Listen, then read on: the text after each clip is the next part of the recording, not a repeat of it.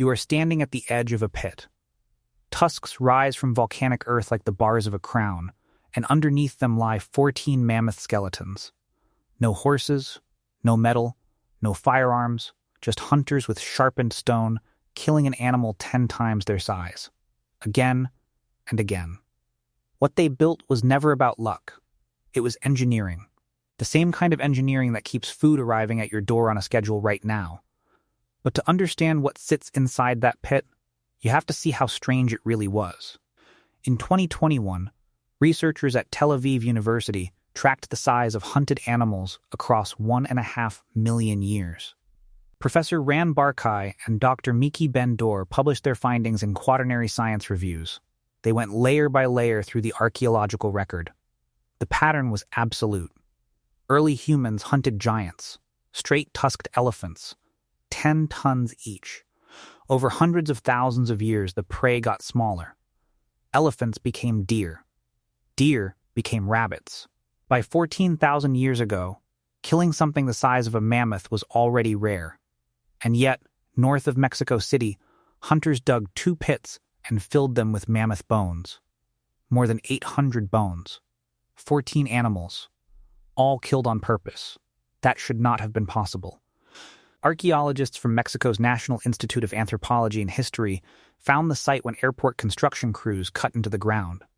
Inside the pits, they found something that looked like a workshop. Systematic cut marks on ribs.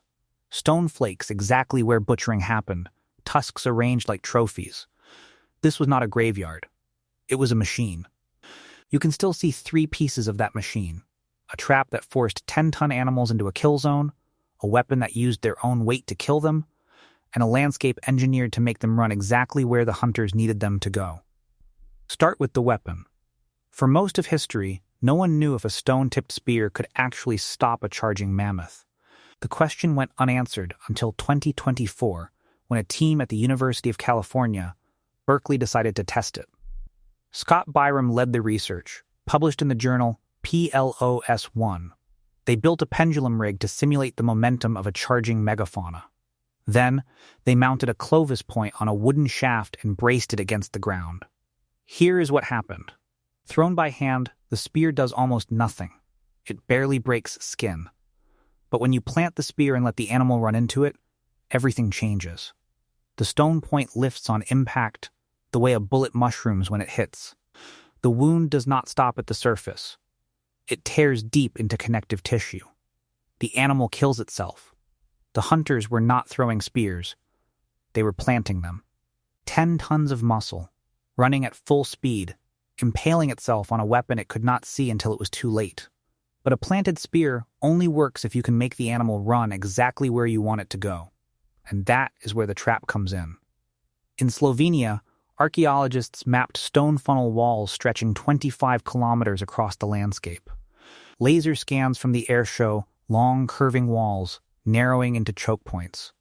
You would only build something like that if you already knew where the herd was going to run. The hunters were not chasing animals. They were steering them. At the Mexican site, the pits themselves were the final choke point. Teams concealed the edges with branches and earth between hunts. They rebuilt the trap season after season. Beneath the fill, archaeologists found tool caches, burned lenses, and fractured stone still lodged in bone. And then they found something else. At a site in Poland called Kraków Spadzista, excavators pulled a flint fragment from inside a mammoth rib. The impact signature matched exactly what the Berkeley experiments predicted. A planted weapon. A driven animal. The same system, half a world away. This was not one group figuring it out. This was a method. Different continents, different centuries. Same design. Hunters built traps, planted spears, and drove animals into kill zones wherever they faced prey too large to kill any other way. The pattern shows up again and again, exactly the way you would expect from engineering that worked. But here is what nobody tells you about engineering. It fails. At the Mexican site, archaeologists found overturned spears, shattered timbers, tools scattered across the pit edge the way you would expect from something going very wrong. The Berkeley team found the same failure point in their lab. When the spear angle was off by even a few degrees, the shaft snapped on impact. And when that happened, 10 tons of panicked mammoth kept charging. So, how did anyone survive this? The answer is not what you think. In 2024, researchers ran agent-based models simulating Stone Age foraging bands. They tested different strategies across thousands of virtual hunts. The groups that survived were not the bravest or the strongest. They were the most coordinated. Bands that synchronized their drives, rotated positions on the spear line, and scheduled butchery in shifts survived.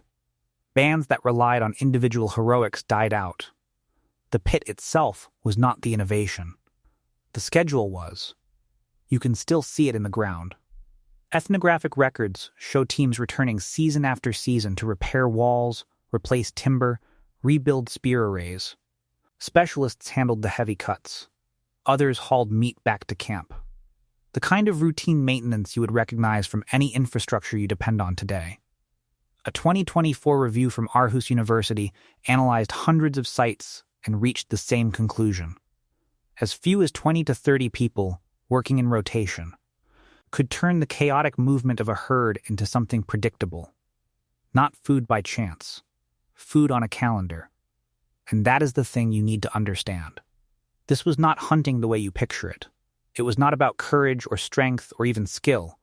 It was about turning unpredictable biology into repeatable process. The same instinct that made those hunters rebuild pit walls every season is the reason your food arrives on schedule right now.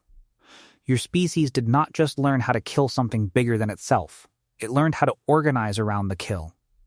Roads, supply chains, schedules, rotations. That reflex started here, at the edge of a pit, with people who figured out that survival was not about the bravest individual. It was about the most reliable system.